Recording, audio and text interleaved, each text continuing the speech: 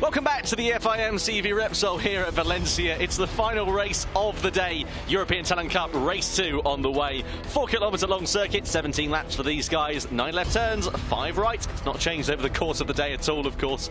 And it's going to be very, very exciting here in this European Talent Cup. A very interesting race 1 is what we had. Surely we're going to be expecting the same for race number 2.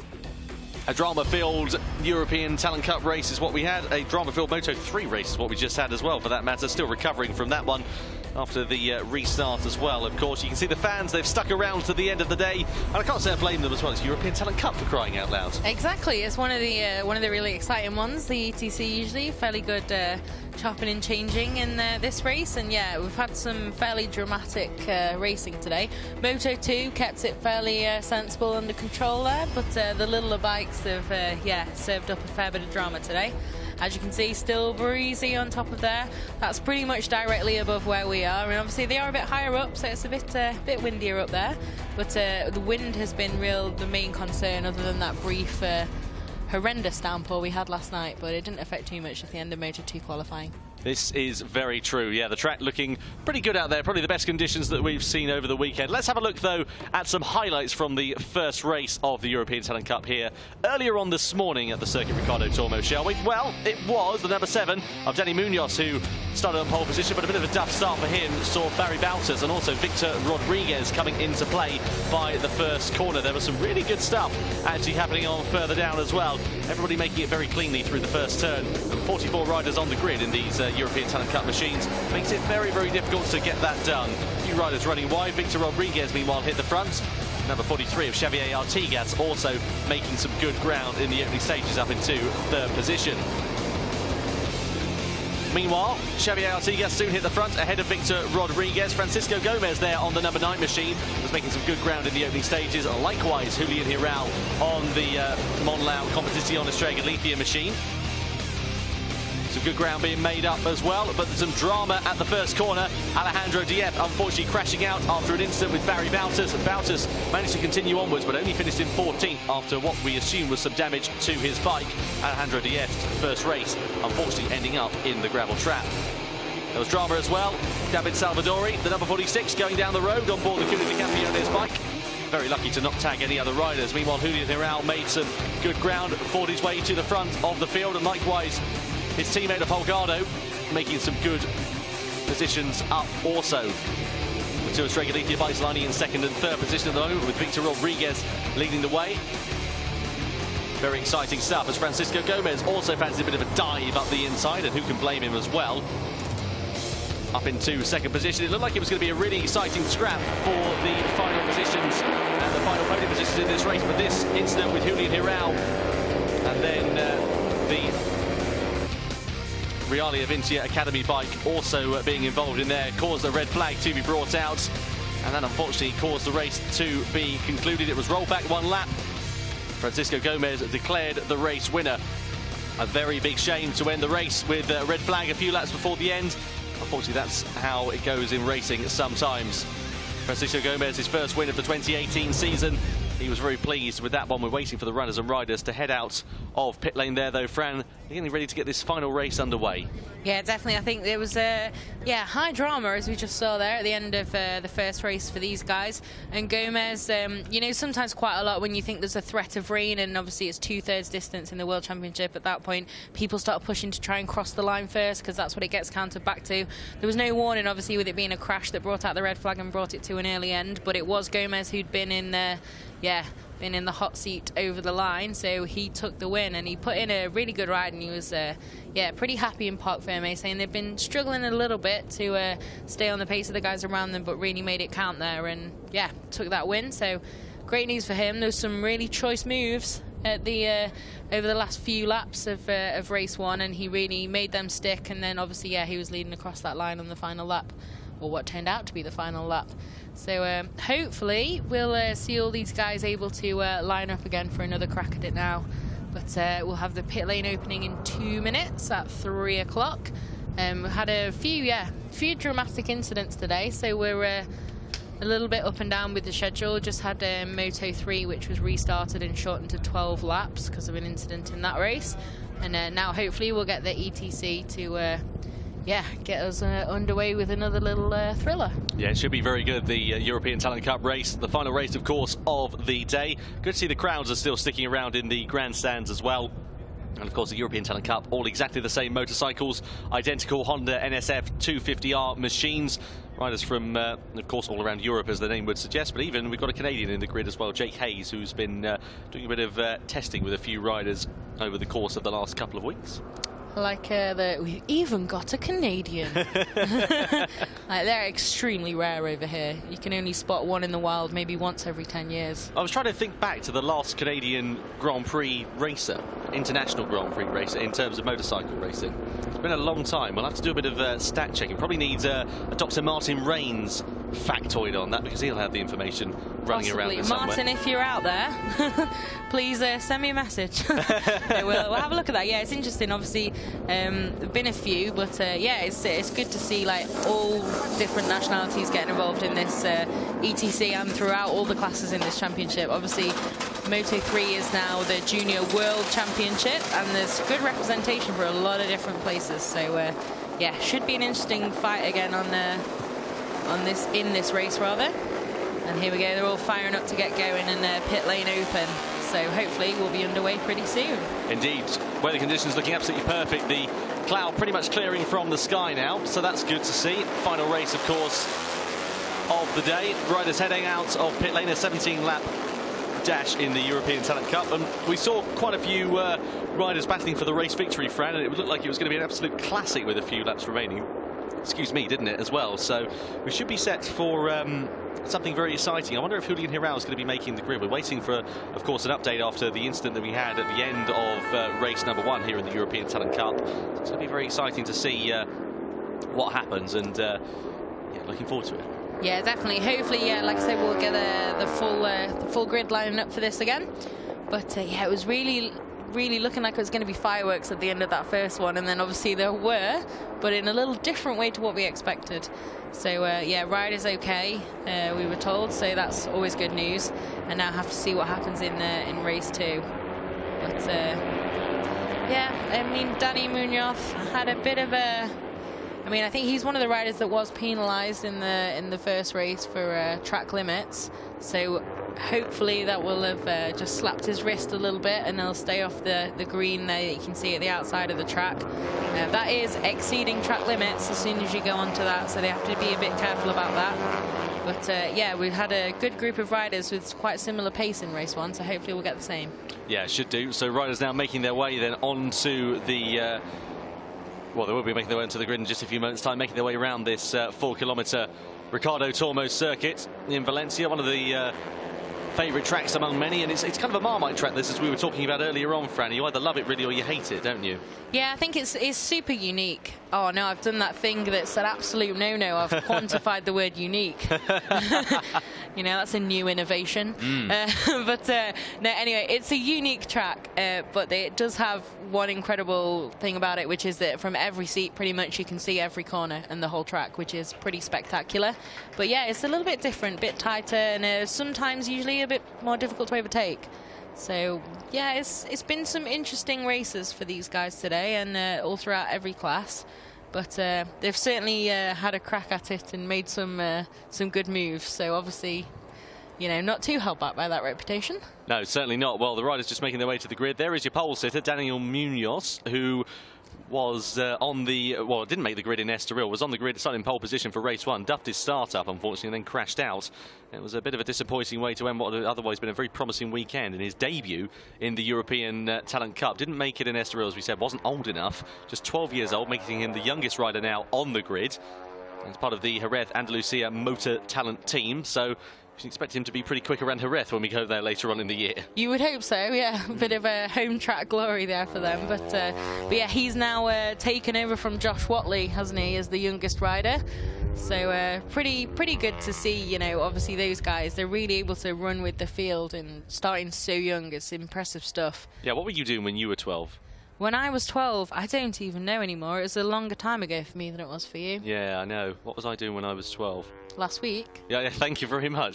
21 for crying out loud. You knew that was going to come at some point. Very, very true. No, 12, I was definitely concentrating on school and pretty much hadn't crossed my mind ever that people of my age would be racing motorcycles. So it's incredible what these guys do. So yeah, there's a good age range here, but the youngsters certainly, they've showed some real maturity here. It's really impressive stuff. Yeah, none more so than this man, Danny Munoz. Looks like he's been racing for years, really. You can see there his first race, his first pole position, 12 years of age. My goodness me. God dear, 12 years old. So really exciting to see for Danny Munoz. See like how he gets on. The blue and white classic Jerez colours there. And see a few people here in the stands again. Still a bit wrapped up, for me anyway, being from the north of England. It's not too chilly. I would definitely not require a coat. But obviously we're in Valencia. It's a bit of a different climate that we're used to down here. So yeah, these guys just having a bit of a snack there. And then here we go, back onto the grid.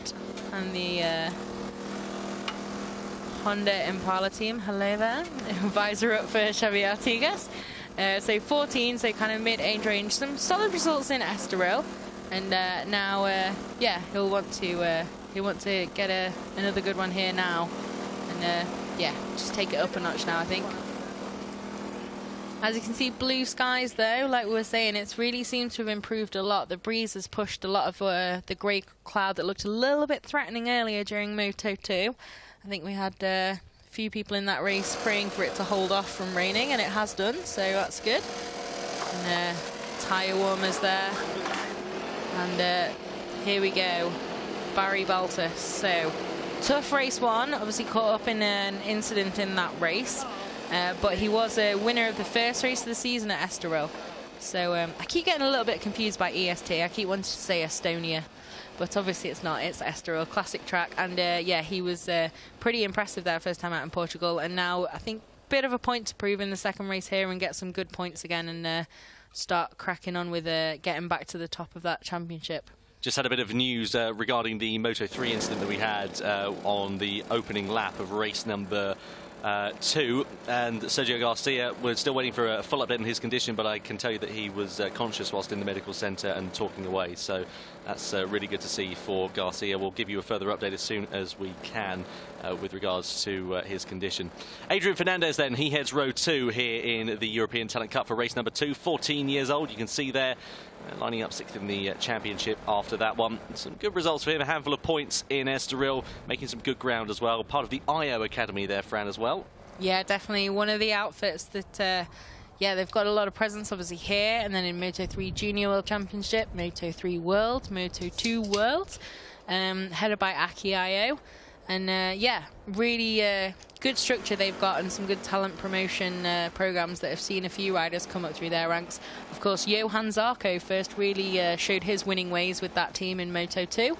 So yeah, incredible pedigree to be attached to that. And of course, formerly Sandro Cortese in 2012 in Moto 3 as well. Sandro Cortese, indeed. They usually fight for the championship wherever they compete. IO, it's an incredible record they've got. But yeah, definitely he'll be hoping to follow in the footsteps. Ignacio Iglesias, just saw him lining up on the middle of the second row of the grid. Keep an eye out for the number 58. He could be a bit of a dark horse in this race. Kind of faded in race number 1. So let's wait and see what happens to him in race number 2. You can see the fans just watching on there, blue skies. And very, very good to see. Here is the man, though, that made a really promising start in race number 1. Victor Rodriguez led that way. Looked like he was going to be taking the race victory for quite a long period of time there, did the Spaniard. 17 years old, he is one of the elder statesmen in the field. He's been racing in Britain in recent years as well. But he will be, I reckon, probably at the sharp end, as we saw in that race earlier on this morning. Yeah, we should hope so. I think he, like you say, showed good pace this morning, and as always, looking for a repeat or to go one better. It's a bit of a, you know, classic thing to keep saying, but that's what these guys are all about. It's just, you know, the first race can affect you in a lot of different ways depending on how it goes. Certainly, some people respond super well to pressure when they've, you know, had a bad result, and some people just need that momentum to keep rolling on. But that's all part of the game. So Alejandro Diaz, or Alex Diaz. Alex Diaz, I think, is what he prefers. It's like people calling me Thomas, which happens quite a lot. My name's Tom. Well, it's not.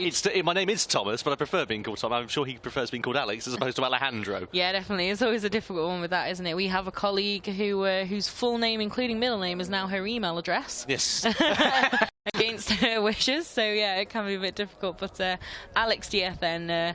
Yeah, so he's lining up, hoping to bounce back a bit. Yeah, I think if you included my middle names in my email address, it would probably be too long for the character limit. So there you go. Now I'm imagining a whole lot of exotic middle names. I'd share them with you, but I don't want to embarrass myself any further than I already do. Here's a vacant space where Julian Herral is. Unsurprisingly, not seeing him on the grid after that incident in race 1, which curtailed the end of that race, unfortunately. So for Julian Herral, big shame for him. And a big shame for the Estrella Galicia team as well. So that means there'll be a vacant spot on the grid. Here is Carlos Tatai, though. 9th position for him. 14 years old. A DNF in race 2 in Valencia, a technical problem for the Reale of Inter Academy rider. But again, 2 top 5 finishes there, Fran. Yeah, it's pretty good, actually. A little bit under the radar this weekend. But yeah, pretty good finish in race 1. And now as well, yeah, with Herral not racing in this second contest of the day, there's yeah, it's going to be a bit of a shake-up, I think, in the points, obviously, as well, after he didn't finish race 1 either. Bit of a tough one for the Estoril winner. Certainly so, yeah. Here is the race 1 winner, though, Francisco Gmez. You wouldn't believe he started really this far down the order in 10th position, would you, really? Well, he leads the championship quite commandingly. Second place he finished in Estoril, on the top of the box here in Valencia.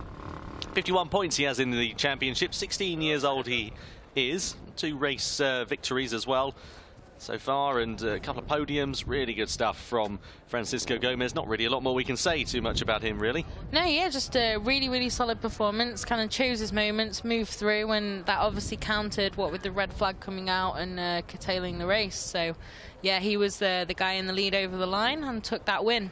So, yeah, he was pretty happy, I think, with that in Parc Fermé. A little bit of relief, maybe, as well. Here's a man who'll be open for a better race as well. David Salvador, just 1 finish on the board in race 1 in Estoril. Unfortunately failed to finish in race 2 and then had that crash in race number 1 earlier on this morning here in Valencia this morning. 14 years old he is at the Cuna de Campeones outfit. Their home round, of course, Cuna de Campeones, part of the support bill here as well, the Cuna Championship, which we will have later on this afternoon. Won't be broadcast on television, but regardless, very popular in terms of racing. Good to see where some of the stars, perhaps, of Spain, the Spanish future will come through from as well.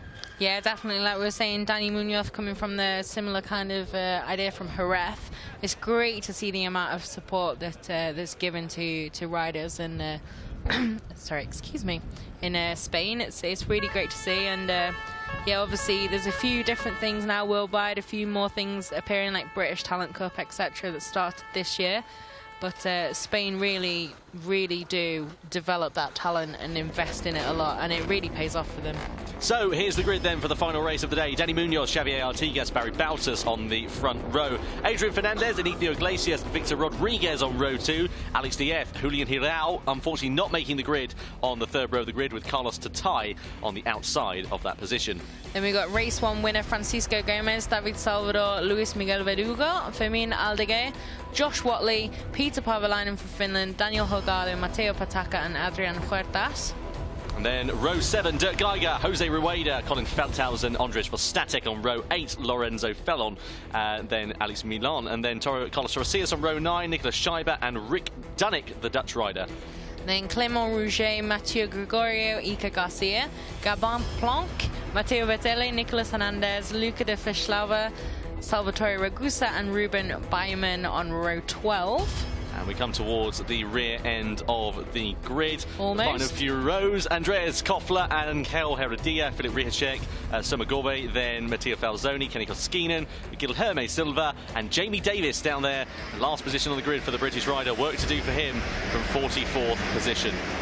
Yeah, definitely. It's, as you can see, packed grid. Packed grid. Absolutely. Doesn't get much better than that. Packed to the rafters, isn't it? And it's a real challenge getting through those names. Yeah, it certainly is. Especially towards the end of the day. We've been on air since 11 o'clock this morning. Yeah, I think you can, yeah, definitely tell neither of us too talented at Czech.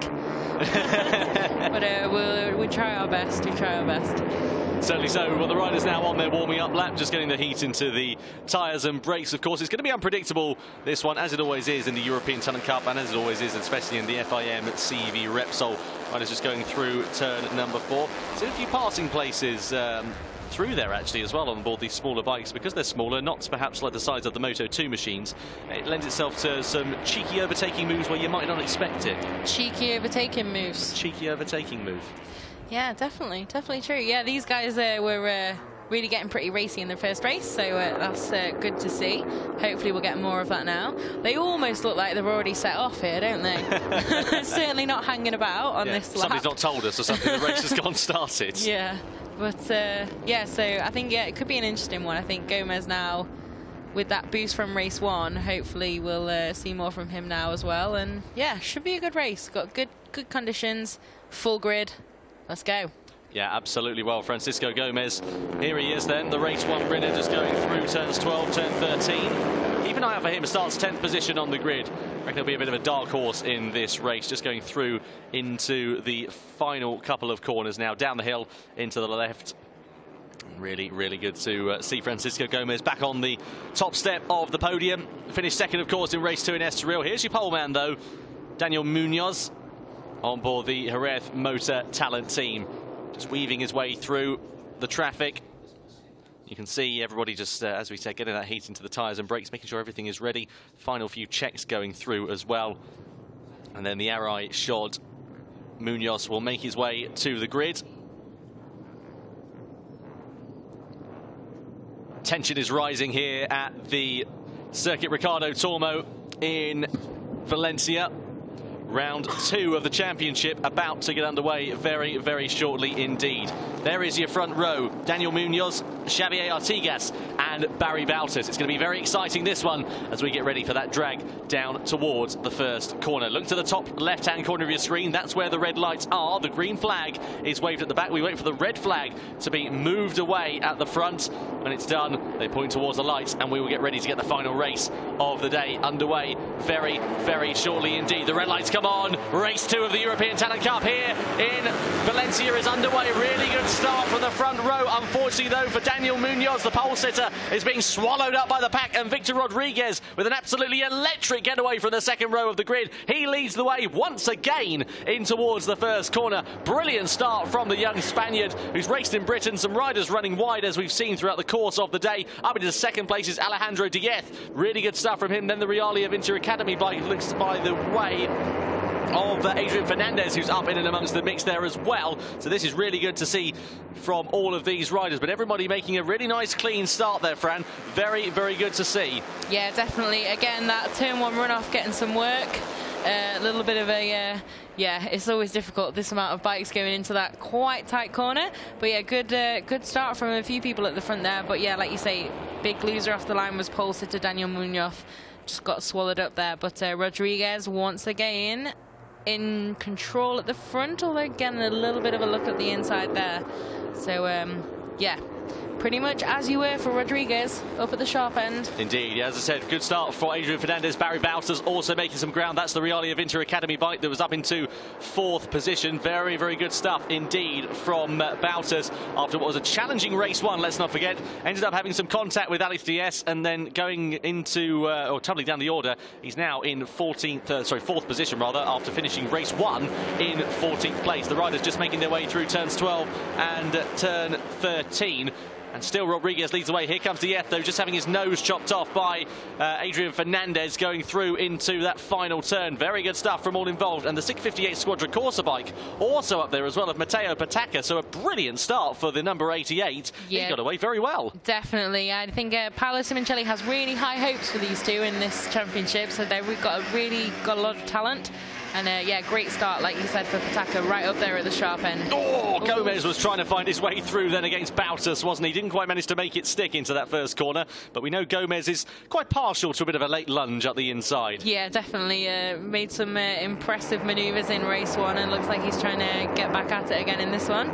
But I think there we go. Yeah, we've had a change of lead. Fernandez and back again. But I think he's running a bit deep. See if the IO back can cut back through. I don't think he's quite close enough now. Turn 5's very much one at a time through there. One of the things you'll notice as well is that as soon as the riders come out of the hairpin of turn number 2, the bike is barely upright until they get to this point here, turn number 6. It's just one long sweeping corner, effectively. Yeah, definitely. It's a lot of time lent over through there, and yeah, difficult to get past. Tell you what, possible. Matteo Patacca, though, he's going to take the lead of the race here on lap 2. What a ride from the 658 Quadricorsa rider. This is going to be absolutely brilliant stuff. If he can hold on to this until the end of the race and fight in and amongst that leading group, he's going to be making history for the 658 Quadricorsa team. Yeah, definitely. Really, really impressive ride. Like you said, a good start, straight up in the fight at the front, and now we're taking the lead.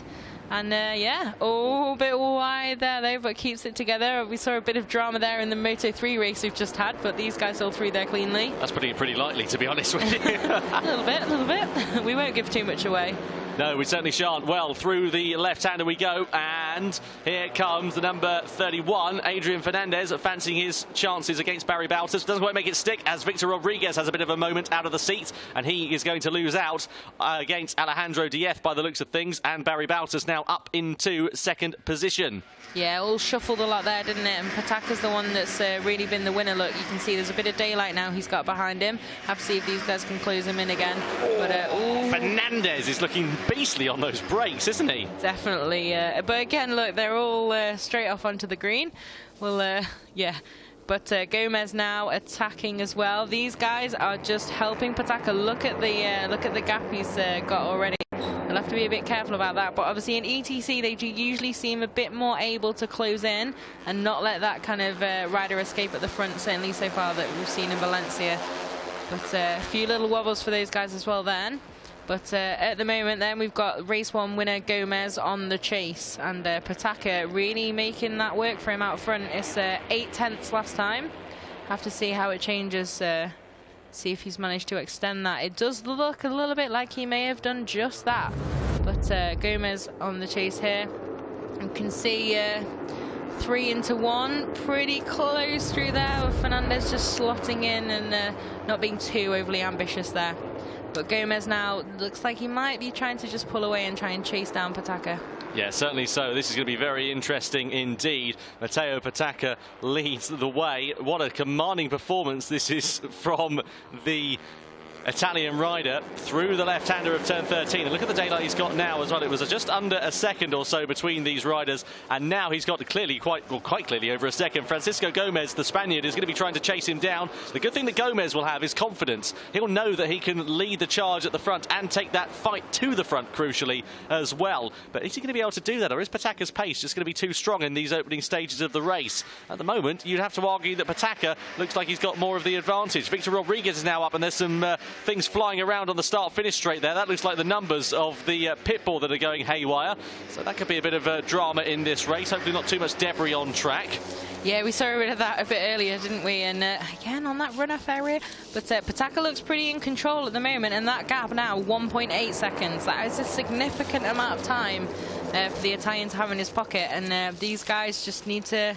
Yeah, now or never, they've got to start chasing him down, really, if they can. And Race Direction giving us a notice as well. That's rider number 25, who has been given, well, has had a jump start, unfortunately. So that is a big shame, I'm afraid, for Luis Verdugo. And Verdugo was battling inside the points and is still battling inside 12th position. So he is going to have a bit of a mare of that, and that's going to put pay to his race number 2 here at the circuit Ricardo Tormo in Valencia. Big shame for them, big shame for him as well, and for the team also. Meanwhile, Holgado is making some ground against Pietro Pavalainen on board the number 12.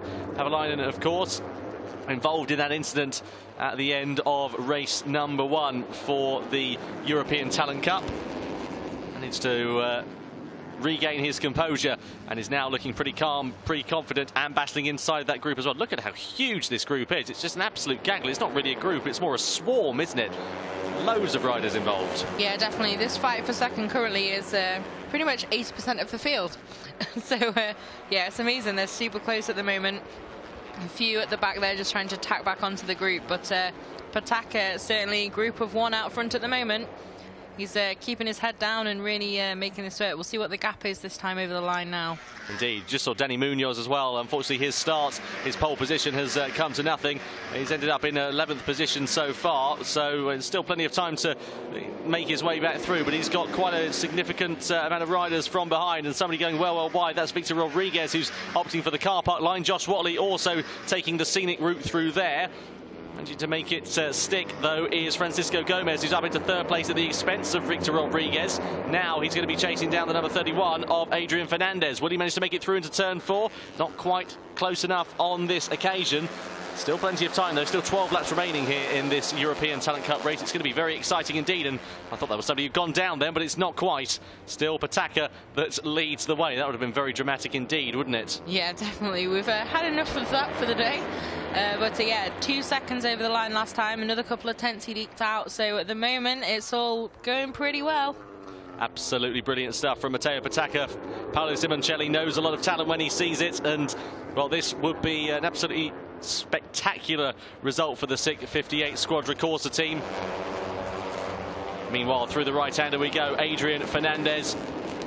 And here comes Victor Rodriguez up the inside. Does Rodriguez make it stick? Yes, indeed he does. The number 91 is back up into second position. And here comes Bautas as well, the Belgian rider, the victor, of course, in Estoril.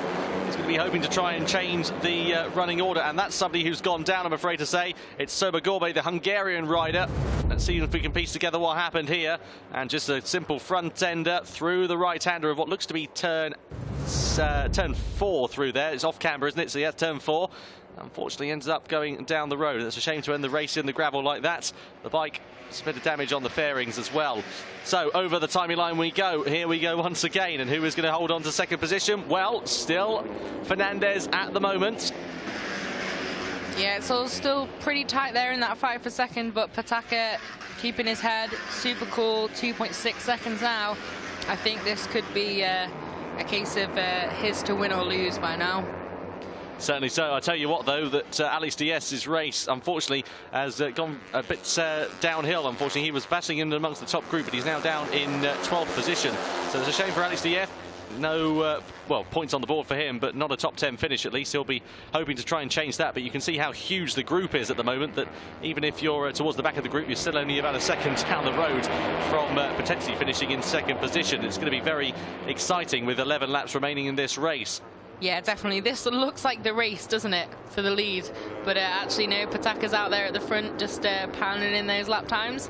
But yeah, obviously, you get this quite a lot, and in Moto 3 as well. We had that stunner at Mugello in Moto 3 World Championship last year, won by Andrea Mino, where I think he was 25th over the line a few laps before the end and then won. Because when they're in this huge group, it can change so quickly. But these guys, yeah, they know that they're where they need to be. If they're, you know, even if they're sort of mid-pack here, there's time to move through it. Just got to keep calm and push through. Chevy Artigas making some ground as well. He moves himself up inside the top 5 after that one. There you can see on the number 43, just behind Francisco Gmez, who in turn, Gmez is chasing down Victor Rodriguez. Race direction are going to be on these guys like a ton of bricks if they end up exceeding any more track limits before the end of this race. Let's wait and see what happens. There is Gomez's pit board. Lap 11, he's in P4 at the moment. Will that position change down towards the first corner?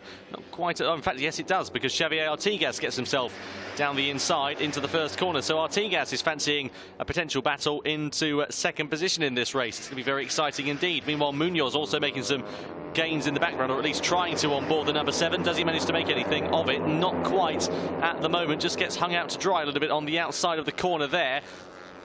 I see some really good stuff in the European Talent Cup. Such close racing is what we've been used to over the course of the 2017 season, and I was wondering whether it would be the same in 2018, and it's exactly the same, if not an even better product. Absolutely brilliant stuff. Valencia, of course, can be a bit hit and miss depending on the category that are racing here, and we've seen in the European Talent Cup before that the racing sometimes isn't always that close. It can be a little bit flat on some occasions, but not being the case here today.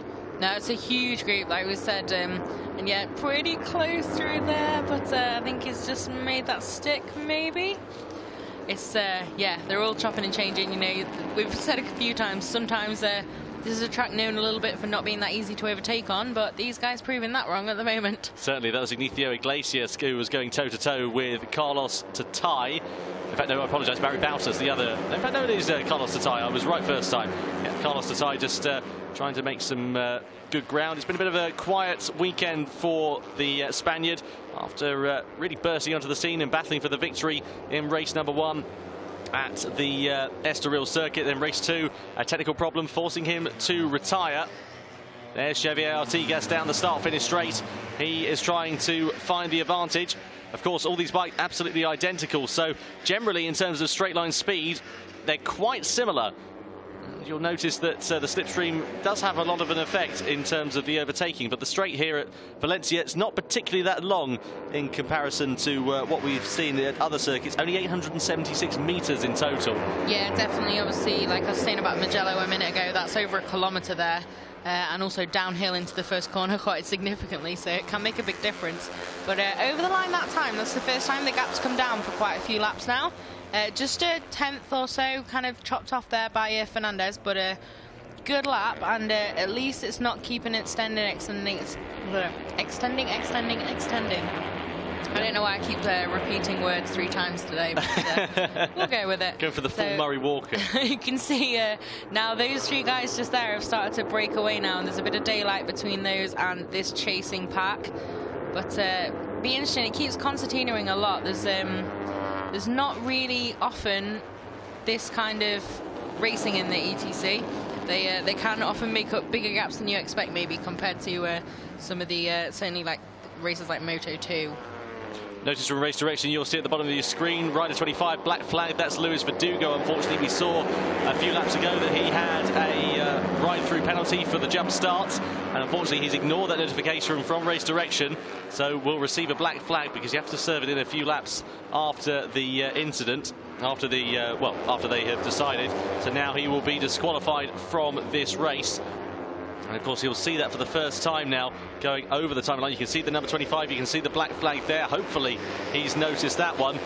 Luis Verdugo, unfortunately, is going to be out of this race whilst battling, rather unfortunately, inside the points. Yeah, that's a bit difficult. I think maybe the wording could be a little bit harsh there. He might not have ignored it, may not have just not seen it. But yeah, it's a shame for him. But obviously, the rules are the rules. You've got to make sure that riders don't try and gain off the start, which is why we have jump start penalties. You know, that's fair enough, and unfortunately sometimes you can just get that a little bit wrong. It wasn't quite a Jorge Lorenzo at Cota, but obviously he did just jump it a little bit, and now he's either not seen that or decided to carry on. So I have to see, hopefully he'll see this notification now and head in, because he will be obviously affecting the riders around him, and he's still in that fight, and officially now he shouldn't be. Big moment for Pietro Pavalainen coming out of that left-hander there. Big wobble on the front end and the rear end, for that matter, of his Honda. He's going to lose a little bit of ground here and potentially come under threat from Carlos Tatai from behind. Pavalainen on the number 12. We're just looking at the number the number 99 rather of Carlos Tatai. This is going to be very, very exciting indeed.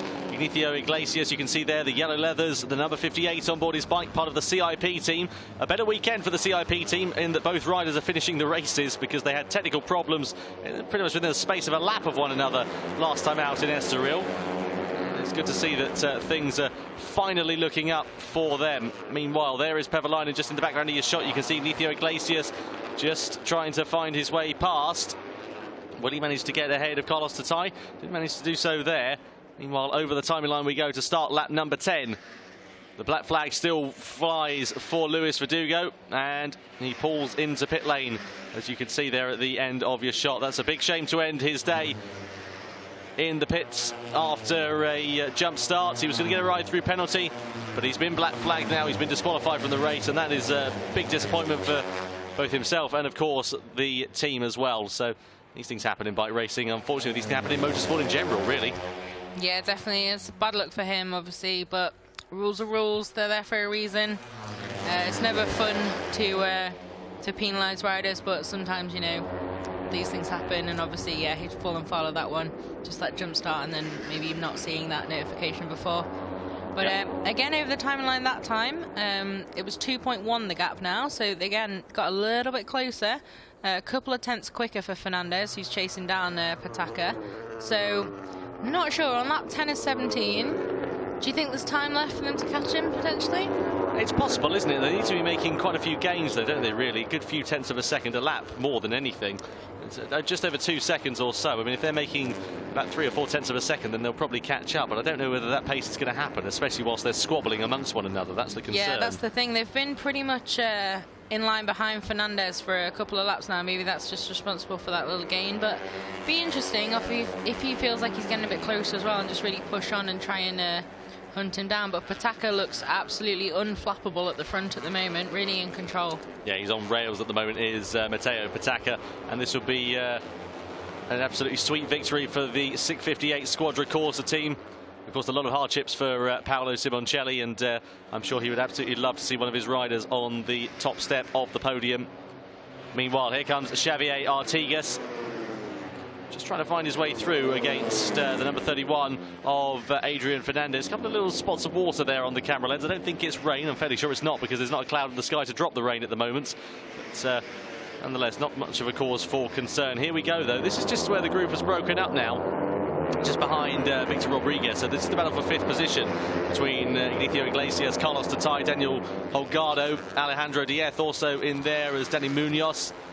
So quite a few riders lining astern. Holgado with the fastest lap last time around as well. Really good to see from Holgado as well. He's not let that crash he had in Estoril get the better of him.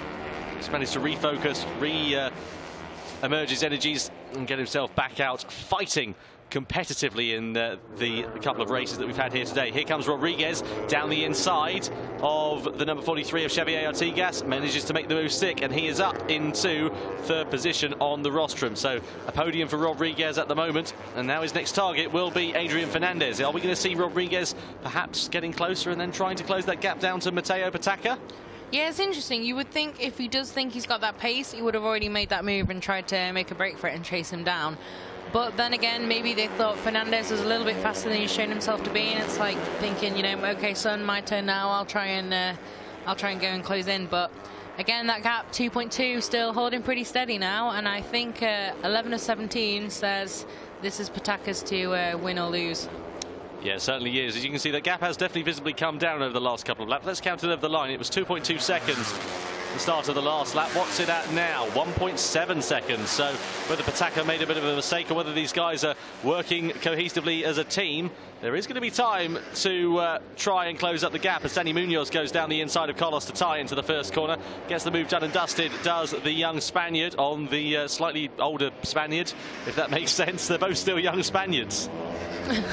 Well explained, well explained. Yeah, I know. No, it's, yeah, I'm surprised. Obviously, the timing screen took a little bit of time there to update, and over the line it is quite a significant bit they've chopped off that gap. So this could be a little bit interesting. 1.7 seconds, obviously sort of half a second off it. But Pataka, it depends. I mean, he could also be managing that gap and knows he doesn't have to push because he's got that advantage. But it's getting pretty feisty down here, yeah.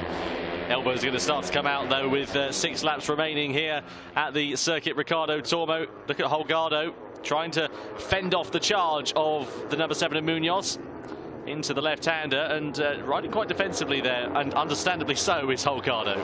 Yeah, definitely. I mean, this is for top 5 honours, which is, you know, really solid place to finish. But these guys obviously fighting for the top 5, but some of them are going to end up outside the top 10. So, yeah. Good little group here. Obviously, as you can see now, it's split up a lot compared to that huge freight train we had at the start of the race. So, Holgado looks like he maybe has got the edge there if he can try and keep it together and pull away. But here, maybe spoke too soon already. Munoz going for a bit of a dive down the inside there, and he's made that happen. Andreas Koffler, Austrian rider, sadly crashing out. Have a look, see if we can... Oh, wow! That's a high side.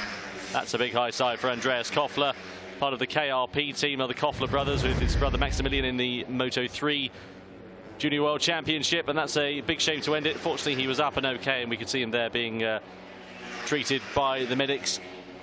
So that's a positive sign at least. Matteo Pataka, though, just bringing that gap back up, clearing off. It's absolutely unprecedented, this, really, from the 658 Squadra Corsa rider. And if I don't want to sound too rude, but we didn't see any indication of this in pre-season, any indication in the first couple of rounds at all. Yeah, definitely. I think in some ways he's been given a good hand in this race, got a good start, made good progress through, but then he's completely just, so far, been pretty inch perfect. And like you say, that gap's gone back up now, 2.3 again. So maybe you just thought, okay, they're getting a bit closer, I'll speed it up again. But absolutely sublime, I would say. Good word. It's a good word. I quite like the word sublime, I have to be honest. Here comes Rodriguez down the inside of Fernandez. Does he make the move past? Yes, he does. So now it's Rodriguez up into third position. And all while these guys have been squabbling, look who's joined the party. The battle for fifth position with Ricardo and Munoz as well. Munoz was fancying his luck there, wasn't he? He's not really a waiter, is he, Munoz? Gets there and goes for it. I was really confused about what you said then. He's not really a waiter. What are you talking about? He doesn't go around carrying things and delivering... Apologies. Canapes and things. Canapé? Canapes, not canapé. He's here, but... Yeah, sorry. He's not one who likes to wait. There we go. Let's Thanks for clarifying that. And you can see there, I'm proven right despite my lack of vocabulary in the English language. And it moved up there and on the chase. He's, yeah, looking pretty racy now. After that difficult start and getting swallowed up a bit, he's making progress back up to the front now. Yeah, indeed. Barry Bautas is inside the top 10. Here comes Pevalainen. Fancying his luck, just tries to dip a wheel, but doesn't quite manage to make anything stick, as Tatai goes for the scenic route once again at the first corner. Yeah, there's Rodriguez as well out there a little bit wide. Fernandez is now wide into there. All getting a little bit crazy here, but... yeah, elbows. Not for Pataka, but... elbows are going to come out. This is good for Pataka, though, because all the while they're battling, it's going to slow them up. Yeah, definitely. He's gained another few tenths now, so I think it's job done. But these guys... It's pretty close. But Munoz looking fairly solid there, and I think he's already, yep, there you go, already trying to move there to get back into second, well, to get through into second. See if he's made that stick just about, but I think down around here, yeah, he's going to get swallowed up a little bit there, and a few people a bit braver on the brakes. Ooh, very close indeed, isn't it, as number 31 of Fernandez gets back through. And look at Munoz as well. He's really come alive in the latter stages of this race, hasn't he? Yeah, he's just keeping it around the outside there, hanging in there, and again another almost late dive up the inside. It's certainly giving it a good shot here, but yeah, that time around just Artigas and Fernandez able to get back past him, but it's a good little battle here, and 4 laps to go. There's still quite a way to go, and yeah, already almost last lap style. Indeed, we were talking about Gmez making the last lap lunges, or the last minute lunges rather, on the first race, and well, I have to say Pevalainen's taking over that, and you can see where he's had some contact as well, because his brake guard, you can see there's been flicked up where he's had a bit of run-in with another rider. Yeah, so always a few battle scars there from some close racing out there for these guys, but obviously not affecting anything too much, so that's good. But oh, it's getting pretty tight around there. Was that Petrarca? Sorry, Pataka.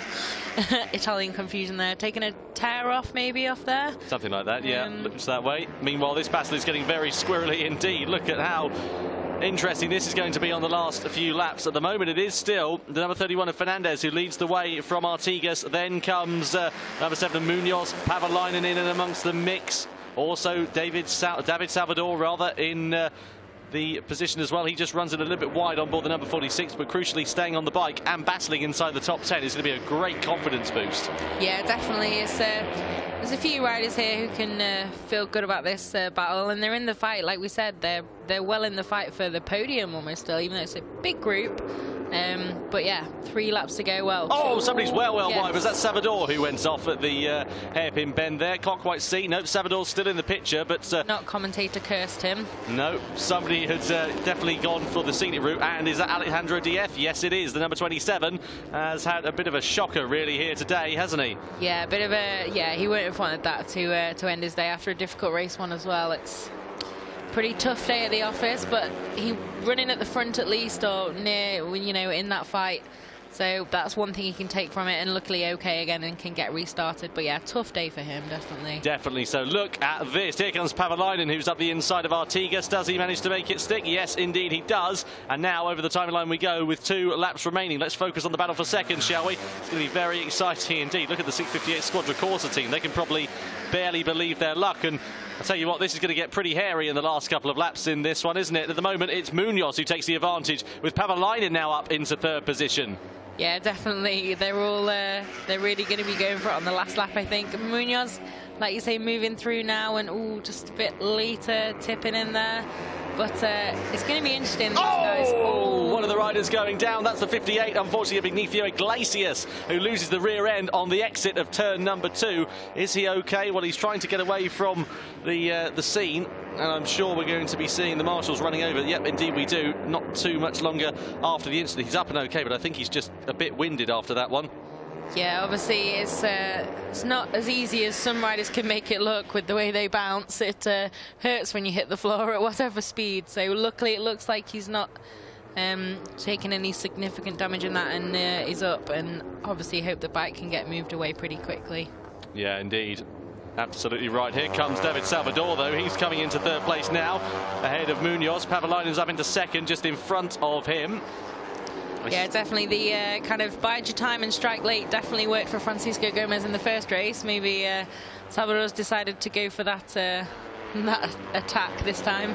But Munoz still very much in there, and as we've seen, the guy making a lot of the moves at the moment. Great race also for Josh Watley, once again, not quite inside the points, but he is in 16th position at the moment, not too far away from Lorenzo Felon, the Frenchman, just in front. So could see that changing hands on the final lap. Would be good for the British supporters of Josh Watley. Over the timing line we go, however, to start the final lap of asking here at the Circuit Ricardo Tormo in Valencia, the European Talent Cup race number 2. Looks like Matteo Patacca has got this one sewn up and done and dusted. I can't wait to see the face of Paolo Simoncelli after that one. He'll be grinning ear to ear after it. Into turn number 2 we go, though. Still at the moment, number 12 of Pietri Pavalainen holds on to second, with the number 31 of Adrian Fernandez close behind. Yeah, definitely. I think Pavalainen's just going for it now, isn't he? Really made a little bit of space there. Oh, bit of a dive up the inside from Salvador, but nicely done, kept it together, and yeah, last lap, it's going to come down to the final corner, I think. Where's Holgado come from as well? He's had such a quiet race, we've barely mentioned him throughout the course of it, and he's right now in the mix, just sitting behind Fernandez. We just looked at Pietri Pavalainen, he's just in the forefront of your shot as Holgado does run it a little bit wide, and we come into the middle sector of this lap. There is the Finnish rider. Difficult time for him last time out in Estoril, and he is making amends with that with great guns at the moment. Definitely, and you can see here now they are closing up quite a little bit, I think, on Patacca, but I don't think he'll have much to worry about. He's still got a fair bit of daylight there. But Pavalainen really pulled the pin here, and Salvador trying to go with him. And like you say, Holgado kind of a bit of a silent stalking there, and then choosing his moment to strike now, last lap, and it's yeah, it's getting pretty tight in there. I think maybe we've got first, second decided, but third is going to be pretty interesting down here. You can feel that Holgado is going to try and move, but he's not going to be close enough into the final corner. Here comes number 31 as well of Adrian Fernandez. Did they both stay on? Yes, they did. Rather magically. What a drag to the line this is going to be, but Matteo Patacca wins it for the 658 Squadra Corsa team here in Valencia. Pietri Pavalainen comes home, and he doesn't actually take second place because David Salvador takes it on the line by the looks of things. According to what I can see here in my timing screen, Salvador took it on the line with Holgado in third position. So where's Pavalainen gone? Because he definitely crossed the line in second place. I think there might be a problem with his transponder there, you know. Must be some kind of an issue because he definitely came home in second. So I reckon it's Patacca, then Pavalainen, then Salvador is how the order is going to go for the podium. But that is absolutely dramatic. Matteo Patacca, though, the Italian rider, wins 658 Squadra Corsa's first ever race on the international stage. The FIM CEV Repsol's European Talent Cup sees Matteo Patacca win, and that's so good for the 658 Squadra Corsa team. Paolo Simoncelli, he loves a good bit of talent. You can see the Italian there. The hair blowing in the wind, the moustache and the glasses. He looks pretty happy with that one, I have to say. And he'll be up, of course, I believe, on the podium to collect the Constructors' Trophy. Matteo Patacca, the race winner. Good stuff from him. As I was saying, Simoncelli knows how to pick a bit of talent. There's Pietri Pavalainen. He did come home, I believe, in second place, but there were some problems with the timing screen there, indeed. Confirmation with the graphic on screen. So It's going to be Pavalainen and then David Salvador, the Cunha de Campiones rider in the team's home race, will be classified as the third-place finisher. Pavalainen, after a difficult start to the season, looks pretty happy with that. Crashed out, of course, in race 1 in Estoril last time out, and they just didn't really have the pace to fight for it in race number 2. So some good stuff from the Finn. He'll be pretty pleased with that one. Josh Watley on the number 70, just in the forefront of your shot. He lost out, unfortunately, on that last lap, down to 19th position, which is a bit of a shame. The riders now just making their way, of course, back to Parc Fermé. We'll be celebrating in there. We'll hear from the race winner as well.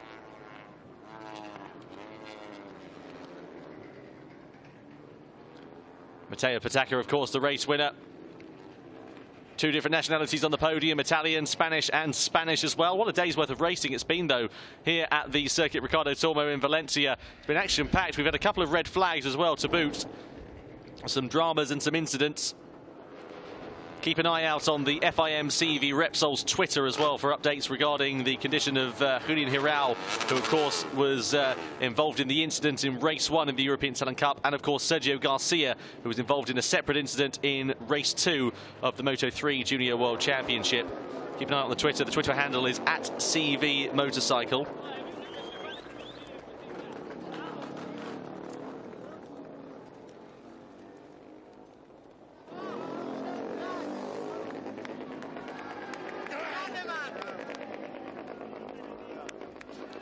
So just being congratulated in Parc Fermé, Matteo Patacca, the 658 Squadra Corsa rider.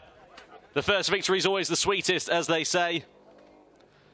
And this one is one that Matteo Patacca and indeed the 658 Squadra Corsa team will remember for a very, very long time. And who knows, it could be the first of many as well. There's Paolo Simoncelli. Really, really good stuff for Paolo. I think he's a little bit overcome with emotion after that one. And who can blame him? Because, of course, the trials and tribulations that Paolo has gone through to come back after the hardship he went through with the loss of Marco, of course, to form his own racing team, to race in the legacy of his late son, of course, and to do an absolutely sterling job to bring young Italian talent through the ranks is just incredible. And it's days like this when Paolo will remember exactly why he does it. Of course, there are days when it's a bit harder, days when it doesn't go your way for the team and it can be frustrating, and then now when it happens like this, when you get a race victory and everything just sort of clicks and goes into place, it just makes it all the bit more worth it, doesn't it? And Paolo Simoncelli, one of the nicest guys in the paddock as well. He doesn't speak a lot of English, so communicating with him can be a bit challenging for myself. I'm not particularly fluent in Italian, but regardless, he's a very, very nice man. So absolutely incredible race there and an incredible win. Such dominant performance. What can you tell us and how do you feel? Yes, it's the first win for me, first podium, and I'm very happy. The bike was at 100% and I pushed very hard. This is the result. I thanks to my family, my team. Nothing, I haven't word. Thanks. E allora anche in italiano? Sì, è stata una gara molto difficile, però il team ha lavorato al 100%, la moto era al top, io ho spinto veramente molto. Niente, grazie a tutti, al team e alla famiglia. Perfetto, congratulazioni. Grazie. Well, Matteo Patacca, a young Italian rider, already with a good grasp of English as well. That's absolutely brilliant to see. So, away from the lights, of course. It was pretty action-packed, and it looked for a time as if we might see a new leader into the first corner, but Victor Rodriguez managed to get the advantage, and he led the way in towards turn number 1. Would it be as action-packed as race 1? Well, we saw a few riders running wide. Fortunately, all of them staying on the motorcycles rather crucially as well. They all managed to make it very cleanly through the opening couple of corners. Meanwhile, then Alejandro Diez, on board the Honda Impala outfit, set about making his challenge to try and get himself into the front of the race. Didn't quite work out for Diez, unfortunately, however, and then he ended up slipping back in the latter stages of that race. Francisco Gmez also hit the front, the race 1 winner for a small time as well, with number 31 of Adrian Fernandez very close behind, along with Victor Rodriguez also. What would happen, though? to this man here, the Hungarian rider, Gmez, going down the road on the number 42. Disappointing end to his day, unfortunately. Meanwhile, number 43 of Xavier Artigas also set about challenging for the lead of the race. Gmez led the way, then Tatai fancied his chance at getting into the, well, not the leading group, but the battle for the podium as the number 88 of Matteo Patacca hit the front and was pretty much in control for the rest of the race from that point onwards, really. Never looked threatened, never looked challenged, and led it pretty comfortably right until the checkered flag. The number 31 of Adrian Fernandez we're looking at here. He was in contention for the podium with Victor Rodriguez. There was a big crash, unfortunately, for this man here. Ended up going down the road. That was Andreas Koffler, the Austrian. A shame for him to end his race like that. A big high side out of turn at number 2. Very good stuff otherwise. And then there was another crash as well right towards the end for Ignacio Iglesias. The Spaniard having a bit of drama. Again, a high side out of turn 2. But Matteo Patacca taking 6:58. Squadra Corsa's first ever victory in any championship. A great race for him, a great race for the team. Absolutely brilliant stuff. David Salvador in third position rather. Pietro Pavalainen classified eventually in second. Yeah, some pretty happy faces down there in Park Fermi. I'm not surprised either. Really good stuff. You always remember your first race win, don't you? Definitely. I think Paolo Simoncelli as well, just saying a few nice things to his rider who's taken that first win for them. Really good stuff. There he is. Well, he's going to remember that one for a long time, isn't he? Paolo Simoncelli. The sunglasses are on as well. I'm not surprised either for that one. Yeah, definitely not. It's also pretty breezy up there. But yeah, these guys all... We had a bit of a burnout as well there for David Salvador as he was arriving in Park Fermi. So yeah, and then again, Pavalainen, you could see over the line, so happy, bouncing up and down on the bike. So yeah, it's a good race that, and it's fantastic to see Patacca and that team back on, well, not back on the top step, but on the top step. Absolutely fantastic stuff. Here he is collecting his trophy then. I think he'll be pretty pleased with that one, if you ask me. Oh, we can get some petrol as well. Well, check for some petrol. It's enough to fill his bike up for the next round, I'm sure. Yeah, I think also it'll be a few years before maybe he can use that himself. Quite. Let's have the Italian national anthem. Escuchamos en honor del vencedor el himno de Italia.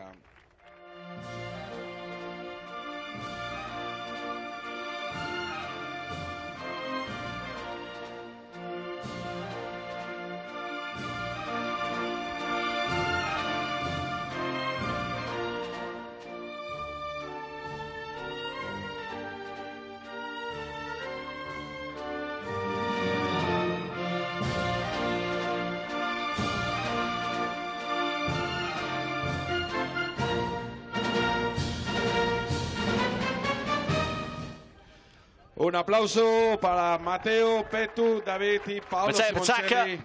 The race winner of the second race here at the European Talent Cup. What a day's racing it's been, Fran. Yeah, some high drama and yeah, some happy and sad faces up and down today after a crazy day of competition.